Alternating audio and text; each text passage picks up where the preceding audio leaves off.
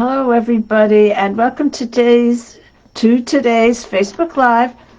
And I'm excited to cover for you 10 ways to to create content without creating it yourself from scratch. So, well, you'll see. Some of it involves repurposing it. Some of it involves, one is like AI, and the other is, buying pre-done content. But most of it is taking stuff that you have and turning it into something else. But anyway, I think by the end of it, you will have an amazing list of ways to create content more easily. So I guess I should start by saying, why do you need content? And that might be like, duh.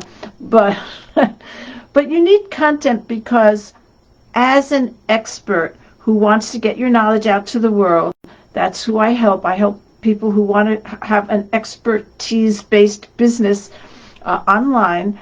And if you want to do that, you have to show people that you have that expertise. You need to show, that's how you create that trust in you, that they see your expertise, they see your knowledge, and you need to get that out there. And so that involves a lot of content, and it involves content for like blog posts, for emails, for social media posts, for articles that you might do. So, maybe you want to actually write bigger pieces of content, like an ebook or a course, whatever it is. But all of this needs content. And so that's the point. And it can get overwhelming to start, creating content from scratch all the time. So I'm going to give you these different techniques that you can use. So the first one is pretty obvious, and that's using ChatGPT or Copilot, which is ChatGPT within Microsoft Word or PowerPoint, wherever, but you would usually use it in Word if that's, because you're writing something, okay? So in either case, you can say what you want. It's called a prompt, and then it will come back with something. And the more specific your prompt is, the better the results will be. What's so cool about it is that it remembers, what you've asked, and so then you can ask for changes. So I remember once asking something about the ROI of email, or the value of email, the value of email marketing, and it kept on giving me things about using the expression ROI, which means return on investment. So my audience, that's a kind of corporate word, and my audience isn't corporate, and so I said don't use ROI, find another word for it, and it came back with something else, like prospective clients or customers, something like that, or ideal customers. So that's what I'm thinking of leads. So it was using the word leads, and I told it to not use the word leads. With ROI, it came back and it said something like, just getting value from it, so the return on investment, being profitable. And so whatever those words are, those are words that I don't like to use, ROI and leads, and because they're more corporate, even though they're used a lot. And so you could just go back to ChatGPT and say, replace that word with something else that's, more suitable to whatever. And so and then you can be very specific about the structure that you want. You can ask it to create a course even. But if you're going to ask it to create a course, you want to start with the basic structure. Like if I want to create a 5-lesson course, what would the 5-lesson course be on email marketing, or on, how to, excuse me, how to improve your health with exercise? Or, how to train your dog to walk on a leash or something. So whatever it is, you start with that structure, and then you would say, okay, this is lesson 1. What would be the headings in lesson 1, and then break it down and get it to expand it all out. You can ask it to write an article, an email, a social media post, almost anything. So that's, and it's very fast, which is really nice. And so that's one of the great ways to create content without having to create it by yourself from scratch. Now, you do want to go over it with a fine-tooth comb. It sometimes makes mistakes, especially with specific facts. And you do want to add your own experiences and your own voice. And by the way, you can tell it to use a different voice. So you can say, don't make this so salesy, make it more educational, or make it more casual, or, you can even tell it to make it funny if you want, although sometimes its jokes aren't very funny, but sometimes they are. And so you can really do a lot with ChatGPT or Copilot. So that's number one. Number two is PLR, private label rights. Private label rights is pre-written or done-for-you content that you buy with the right to private label it, to make it a private label, mean making it yours. So you can call it yours, you can edit it, you can do whatever you want with it. And very similarly, you don't have as much flexibility in telling it to change this or that, and you buy whatever it is, but you can edit it, and you should add your own voice, and you should add your own experiences and so on like that, and you should always rename it to make it yours, that kind of thing. So that's the second one. And the thing about PLR that's kind of interesting is that most of it is pretty inexpensive considering the amount of content that you get. So AI, we could just say for ChatGPT or Copilot, and then PLR is the second one. The third one is text to video. So I'm going to start a series of things that have to do with what's called repurposing or reformatting, restructuring, whatever it is. So let's say you have a blog post and you would like to create a video to put on YouTube.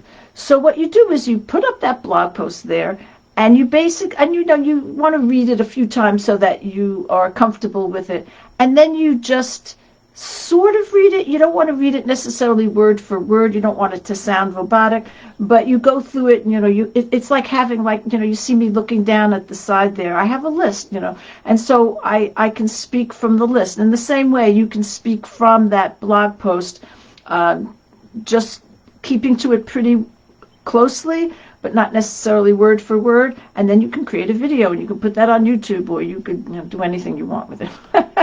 But anyway, text to video is really easy to do, and it opens up a huge amount of possibilities for you. It's also really good if you don't feel that comfortable creating videos, but if you have that text there and you just kind of speak it out, then it's really quite easy. And feel free to do it multiple times. When I do like a short 1-minute video where I don't want to be reading, I don't want it to sound like I'm reading, I do it 10 times before I come up with a version that I think is good, because I'm not naturally a smooth speaker. I make pauses and say and all of that. You probably hear all of that. So doing this method of having the text there and then speaking it out is really helpful. Okay, so let's do the other way around, video to text. So these days there are lots of ways for you to transcribe a video. You can both Word and Google Docs. I've had better results with Google Docs. Can convert. Take the sound and convert it to text. Now they think of it as being dictation, so that you can dictate something into Word, or you can dictate something into Google Docs. But if you play the video out loud, it doesn't know that it's not you, that it's your video. It will transcribe it. So you can use those features as well. You can play it in Zoom, I think. And then Zoom also will transcribe, has what it calls transcription. And there are others as well. So it's really fairly easy to do that. If you put a video on YouTube and play it through, and then you'll see there is a place where you can get a transcript as well. Okay, so we now have a ChatGPT or Copilot. We have PLR. We have text to video and video to text. So the next one is blog post to article. So the next three are about blog posts, and I hope you're blogging, because as an expert-based business, you should be blogging. You should be showing your expertise. And so you can take a blog post, and you can just republish it. Google doesn't penalize you for doing this. You can publish it on Medium. You can publish it on LinkedIn. Now, there are various places where you can publish an article. Sometimes on, trade-specific websites will let you publish something. Whatever it is, you can take a blog post and turn it into an article where it can get, wider distribution, because lots of people go onto Medium and on LinkedIn who don't necessarily find your blog post. That's number 5. Number 6 is blog post to PDF. So I actually have a plugin on my website called Post Gopher that lets people sign up for my list in order to get a PDF of one of my blog posts. But you can do it manually. So you can just copy and paste the blog post into whatever you want, whether it's Google Docs or Microsoft Word, and then export it as a PDF. Now you might want to make it look a little nicer and so on like that, and you can use that for a freebie, you can use it for a bonus, you can use it to however you want to use it. It's great content, and you can add it. When I say a bonus, it could be part of your program or your courses and so on like that.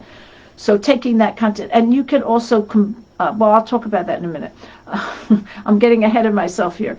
So, and the third thing is, and this is a really cool one, blog post to workbook. So if you write the kind of content as I do, where I'm trying to get people to implement things, to actually, do stuff, if you take a blog post that you have that's full of great ideas, and then like you say, well, write down a list of this, or, or think about this, or, that kind of thing. You're telling people to do stuff. You can turn it into a workbook and put lines underneath it so that people can actually print it out and do it there. If you have the technology, you can create a fillable PDF, but otherwise you can, they can print it out. Usually you would make that workbook a PDF.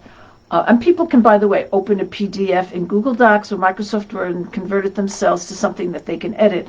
But that makes it really practical and really useful. And people love workbooks that, help them work things out. So that's the 7th one, blog post to workbook. The next one is 8, is slides to PDF. So if you have PowerPoint slides, maybe you did a presentation, you can export those to PDFs. Now, when I'm teaching a course, I give students the PDF of my slides.